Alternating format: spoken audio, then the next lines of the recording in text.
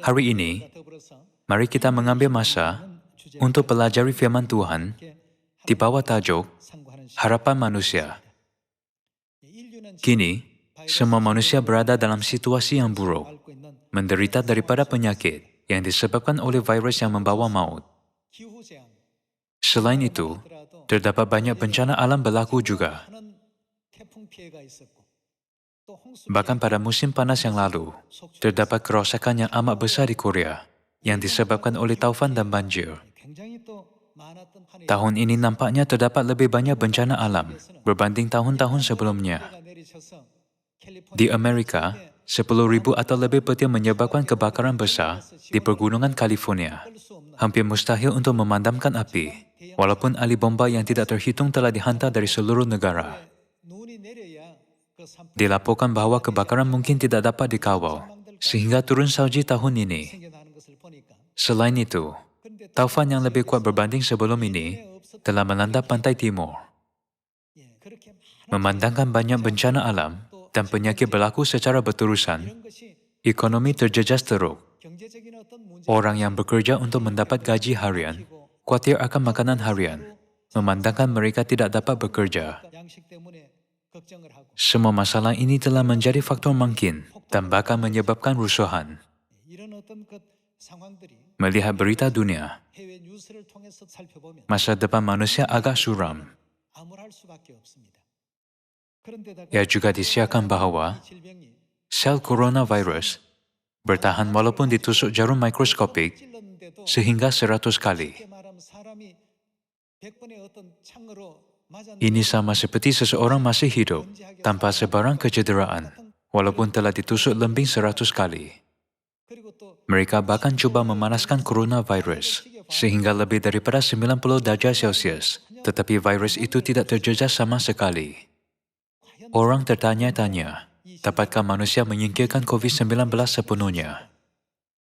Berita tragis seperti ini sering didengar setiap hari. Mereka berkata bahawa perubahan iklim semakin buruk juga. Saya ingat dengan jelas bahawa hujan berterusan di Korea selama 2 bulan pada tahun ini. Dilaporkan bahawa ini disebabkan oleh pemanasan global. Glasier di Kutub Utara mencair dengan kelajuan yang luar biasa. Dan zon salji kekal di pegunungan juga mencair. Jadi sukar untuk mendapati salji kekal sekarang.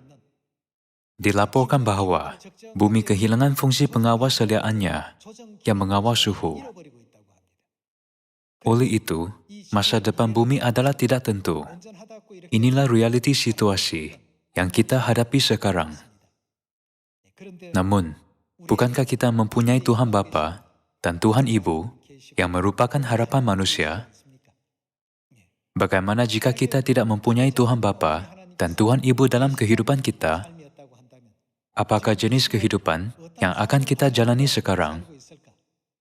Janganlah kita hidup hanya untuk perkara bumi yang sementara dan kemudian hilang, tetapi fikirkanlah sekali lagi betapa besarnya kemuliaan dan kegembiraan untuk hidup sambil melayani Bapa dan Ibu di Sion. Mari kita bergerak dengan lebih bersemangat menuju perkara kerajaan syurga yang abadi. Mari kita lihat buku Matius, bab 11 ayat 28. Marilah kepadaku, semua yang letih lesu dan berbeban berat, aku akan memberi kelegaan kepadamu. Pikulah kuk yang kupasang dan belajarlah padaku, karena aku lemah lembut dan rendah hati, dan jiwamu akan mendapat ketenangan. Sebab kuk yang kupasang itu enak, dan bebanku pun ringan. Siapakah harapan manusia pada zaman Bapa? Tuhan Yehova. Pada zaman anak, harapan manusia ialah Yesus Kristus. Marilah kepadaku, semua yang letih lesu dan berbeban berat, yang hatinya amat terluka, serta orang yang berada di bawah kuk. Seperti ini, Tuhan datang ke bumi ini pada zaman anak dan menjadi harapan manusia. Dia berkata, sesiapa yang menderita, marilah kepadaku. Kalau begitu, siapakah harapan manusia pada zaman Roh Kudus ini, zaman yang kita hidup sekarang? Mari kita lihat buku Wahyu bab 22. Bab 22 ayat 17. Roh dan pengantin perempuan itu berkata, apa yang mereka katakan? Marilah. Di dalam buku Matius bab 11 ayat 28, Yesus berkata, marilah kepadaku, semua yang letih lesu dan berbeban berat. Dan di dalam buku Wahyu bab 22, apa yang roh dan pengantin perempuan katakan? Mereka berkata, marilah, marilah, kamu semua yang haus dan menderita daripada beban yang berat. Barang siapa yang haus, hendaklah ia datang, dan barang siapa yang mau, hendaklah ia mengambil air kehidupan dengan cuma-cuma.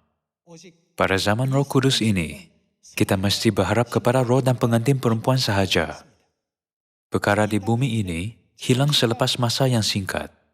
Walaupun seseorang mempunyai berjuta-juta ringgit, tanpa mengira berapa banyak uang mereka miliki, kemuliaan mereka tidak akan kekal bahkan 100 atau 200 tahun. Semua itu sementara. Tidak lama kemudian, harta mereka akan diwarisi oleh keturunan mereka, sebaik sahaja mereka menjadi tua. Namun oleh sebab ia bukan sesuatu yang mereka perolehi, melalui kerja keras dan usaha mereka sendiri, keturunan kehilangannya dengan mudah, dan ia menjadi milik orang lain akhirnya. Tiada apa-apa di bumi ini kekal selamanya. Oleh itu, untuk memberikan harapan kepada manusia, Tuhan berkata, dengan nama Yehova pada zaman Bapa, dan dengan nama Yesus pada zaman Anak, marilah kepadaku, semua yang letih lesu dan berbeban berat, aku akan memberi kelegaan kepadamu. Dan pada zaman Roh Kudus ini, Tuhan memanggil manusia, mengatakan, datanglah kepada roh dan pengantin perempuan. Sekiranya kita mempunyai harapan untuk kerajaan syurga, janganlah kita tertarik pada perkara di bumi ini, tetapi menetapkan hati kita pada perkara di syurga. Hari ini, adakah aku menjalani kehidupan yang layak untuk kembali ke syurga? Adakah aku menjalani jalan iman yang betul? Kita harus merenungkan diri kita dengan memiliki fikiran seperti ini. Kita mesti mempunyai iman yang menyelamatkan roh kita pada zaman ini. Untuk pergi kepada roh dan pengantin perempuan, kita perlu mengenal roh dan pengantin perempuan. Di manakah mereka? Apakah tanda yang telah mereka bawa ke bumi ini semasa hidup di tengah-tengah kita? Kita mesti mengetahui semua jawapan kepada soalan ini. Mari kita lihat buku Mazmur, bab 132, ayat 13. Sebab Tuhan telah memilih Sion, mengingininya menjadi tempat kedudukannya. Inilah tempat perhentianku selama-lamanya. Di sini aku hendak diam, sebab aku mengingininya. Berberkalanya akan ku berkati dengan limpahnya. Orang-orangnya yang miskin akan ku kenyangkan dengan roti.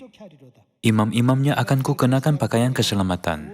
Dan orang-orangnya yang saleh akan bersorak-sorai dengan girang. Sion ialah tempat yang dipilih oleh Tuhan. Tuhan memilih Sion untuk menjadikannya tempat kediaman Tuhan selama-lamanya. Memandangkan Tuhan berkata, marilah kepadaku, semua yang letih lesu dan berbeban berat, sesiapa yang haus, marilah. Bukankah kita harus pergi ke tempat Tuhan berdiam? Tuhan berkata, marilah. Untuk mencari Tuhan yang merupakan harapan manusia, kita mesti pergi ke tempat Tuhan berdiam. Kita tidak dapat bertemu dengan Tuhan melalui teori yang samar-samar atau ide yang datang daripada minda kita. Sebaliknya, kita mesti kembali ke tempat yang dipilih oleh Tuhan melalui ramalan-ramalan. Kita harus menjadi orang yang dapat membezakan sama ada kita berada di tempat yang diramalkan atau hanya di bangunan yang biasa.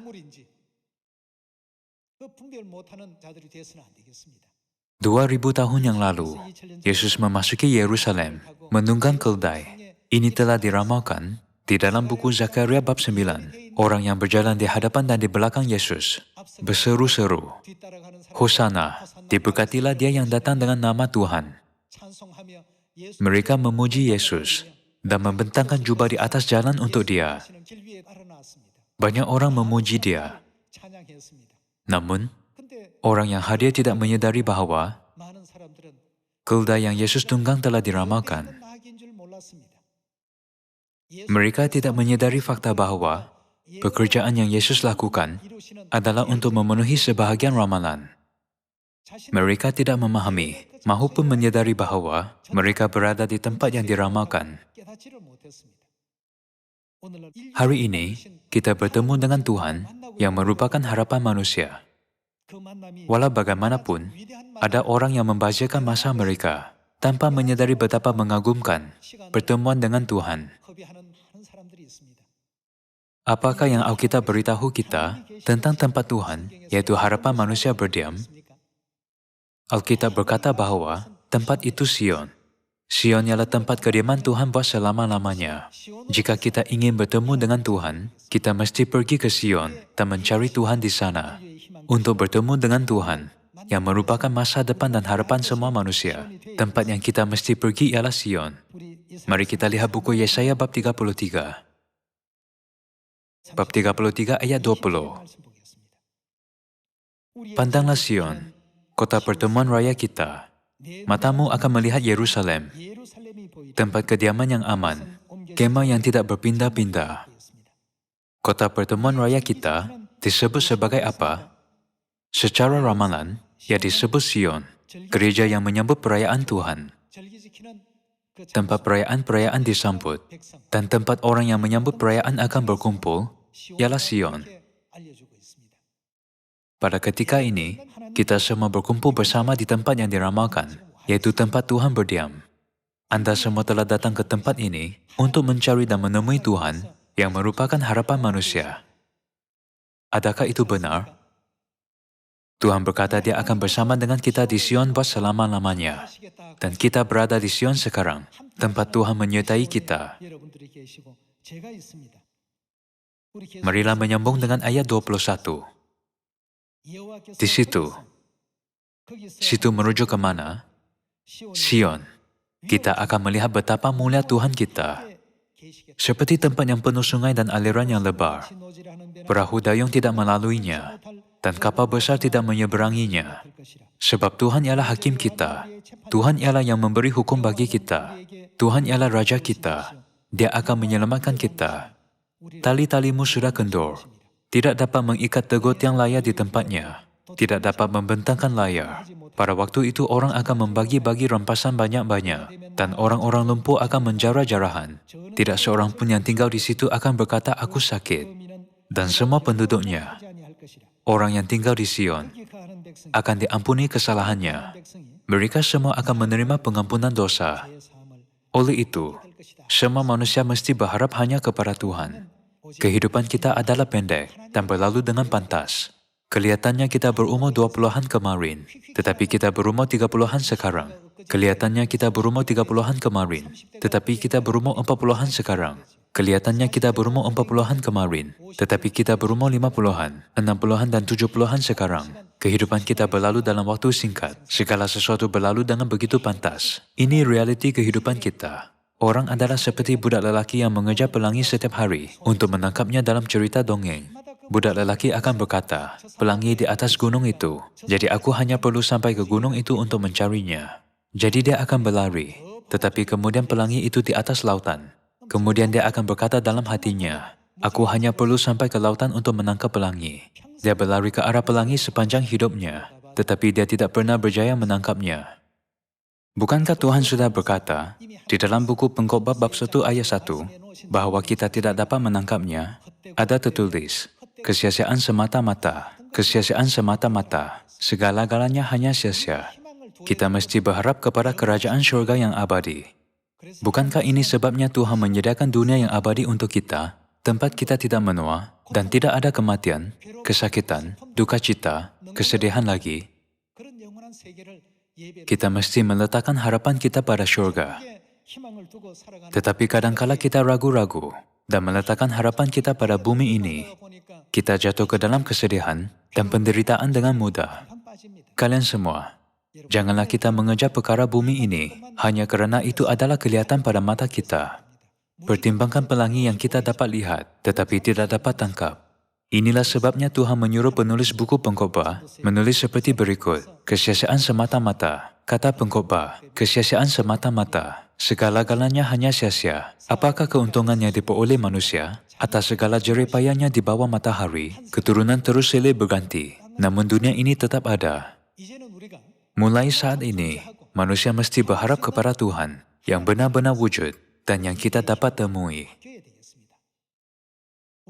Janganlah kita bertumpu pada kehidupan fisikal kita sahaja, tetapi pada kerajaan syurga yang abadi.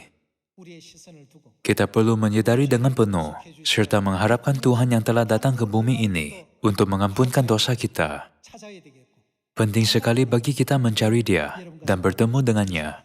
Marilah kepadaku, semua yang letih lesu dan berbeban berat. Tuhan menyuruh kita untuk datang kepada Dia pada 2000 tahun yang lalu. Dan bukankah Dia mengatakan perkara yang sama pada zaman Roh Kudus? Marilah dan mencariku. Namun banyak orang tidak meletakkan harapan mereka kepada Tuhan, tetapi pada perkara duniawi, seperti kemasyhuran, perhubungan romantis dengan pasangan yang berlainan jantina, atau kebendaan. Banyak orang membazirkan masa mereka untuk mengejar apa yang sia-sia, seperti budak lelaki mengejar pelangi. Apabila Salomo merenungkan kehidupannya, dia berkata, kesia-siaan semata-mata, kesia-siaan semata-mata, segala-galanya hanya sia-sia. Aku mempunyai banyak gundik, banyak harta, pengetahuan yang berlimpah-limpah, dan kemasyhuran besar. Tetapi semuanya sia-sia pada akhirnya. Dia menekankan bahawa orang yang takut kepada Tuhan dan mematuhi perintahnya, menjalani kehidupan mereka dengan betul. Inilah sebabnya kita harus bertemu dengan Roh, yaitu Bapa Syurgawi kita, dan pengantin perempuan, yaitu Ibu Syurgawi kita di Sion, yang merupakan harapan manusia. Mari kita juga takut kepada Bapa dan Ibu Syurgawi, serta pergi ke kerajaan syurga, mengikuti bimbingan mereka. Mengapakah kita perlu melakukan ini? Tuhan berkata, marilah kepadaku, semua yang letih lesu dan berbeban berat, dan meninggalkan contoh ramalan bagi kita. Mari kita lihat buku Matius bab 9. Dalam bab 9 ayat 1, ada tertulis, sesudah itu naiklah Yesus ke dalam perahu, lalu menyeberang. Kemudian sampailah ia ke kotanya sendiri. Maka dibawa oranglah kepadanya, seorang lumpuh yang terbaring di tempat tidurnya. Ketika Yesus melihat iman mereka, berkatalah ia kepada orang lumpuh itu, percayalah, hai anakku, dosamu sudah diampuni. Maka berkatalah beberapa orang ahli Taurat dalam hatinya, ia menghujat Tuhan. Tetapi Yesus mengetahui pikiran mereka, lalu berkata, mengapa kamu memikirkan hal-hal yang jahat di dalam hatimu? Manakah lebih mudah, mengatakan dosamu sudah diampuni, atau mengatakan bangunlah dan berjalanlah? Tetapi supaya kamu tahu bahwa di dunia ini anak manusia berkuasa, apakah jenis kekuasaan yang dia miliki? Mengampuni dosa. Yesus ingin memberitahu mereka bahwa anak manusia mempunyai kekuasaan untuk mengampuni dosa. Itulah mengapa dia berkata, dosamu sudah diampuni. Walaupun adalah lebih mudah untuk berkata, penyakitmu sudah disembuhkan. Dia berkata, dosamu sudah diampuni. Mengapakah kita hidup di bumi ini? Bukankah dosa kita yang menyebabkan kita dilemparkan ke bumi serta menjalani kehidupan fisikal ini? Kalau begitu, siapakah satu-satunya Dia yang dapat menghapuskan dosa kita serta memberi kita pengampunan dosa?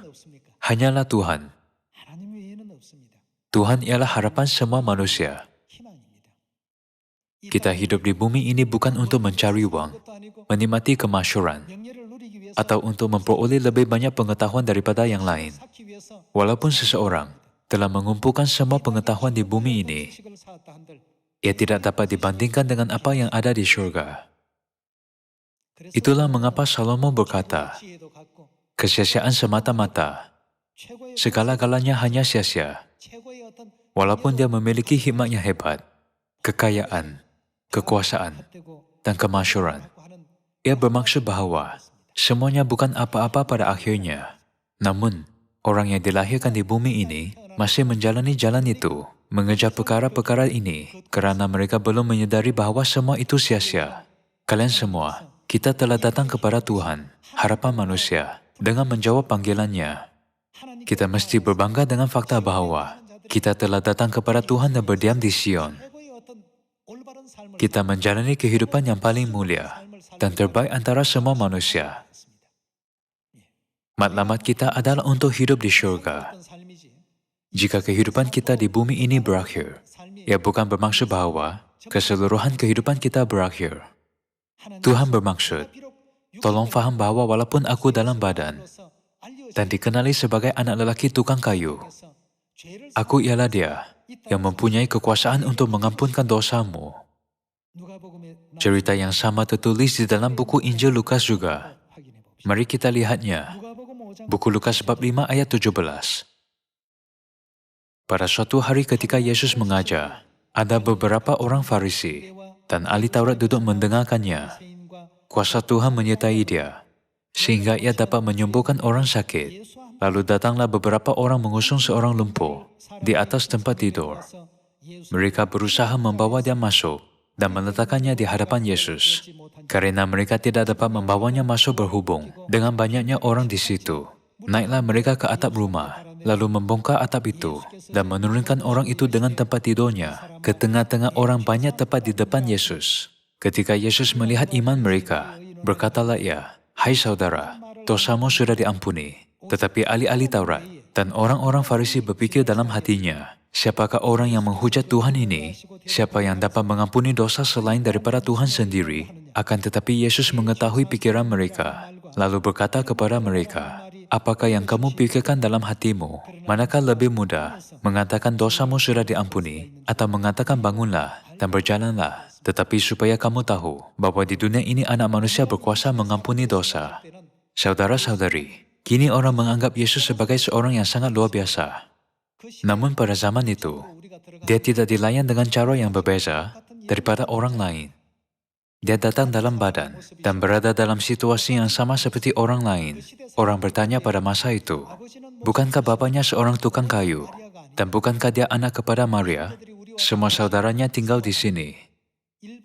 Pada zaman itu, inilah cara dia dipandang secara biasa. Kini, orang tahu siapa Yesus sebenarnya secara semula jadi. Itulah mengapa mereka melayani dia. Mereka memahami bahwa dia ialah Tuhan yang datang ke bumi pada zaman anak. Namun, dia hanya orang biasa dalam mata orang pada masa itu. Dalam mata mereka, dia seolah-olah bukan apa-apa. Namun, dia datang dengan kekuasaan jenis apa? Aku ingin membiarkan kamu tahu bahwa aku berkuasa untuk mengampunkan dosa manusia. Itulah mengapa Yesus berkata, dosamu sudah diampuni, walaupun adalah lebih mudah untuk berkata, bangunlah dan berjalanlah. Ini adalah kerana dia ingin membiarkan mereka tahu bahwa dia mempunyai kekuasaan untuk mengampuni dosa. Pada pendapatmu, apakah berita yang paling menggembirakan bagi pendosa yang telah berdosa di syurga dan dilempar ke bumi? Tuhan yang mengampuni dosa merupakan harapan manusia. Dia bersama dengan kita di sini, Sion. Tuhan telah datang ke bumi dengan kekuasaan untuk mengampuni dosa-dosa dan kekuasaan untuk memberi kita kehidupan kekal. Kita patut memberitahu semua orang, datanglah ke Sion, gereja Tuhan, tempat roh dan pengantin perempuan berdiam, dan tempat perayaan Tuhan disambut. 2000 tahun yang lalu, apabila orang menganggap Yesus sebagai orang biasa, rasul-rasul keluar dan membuktikannya dengan berani. Percayalah kepada Tuhan Yesus, dan kamu akan diselamatkan, kamu dan seisi rumahmu. Kini orang mengatakan ini dengan yakin, kerana terdapat banyak orang yang percaya kepada Yesus. Namun dulu mereka menganggap Yesus sebagai pemimpin mazhab ajaran orang Nazaret. Kita berada dalam situasi yang sama sekarang.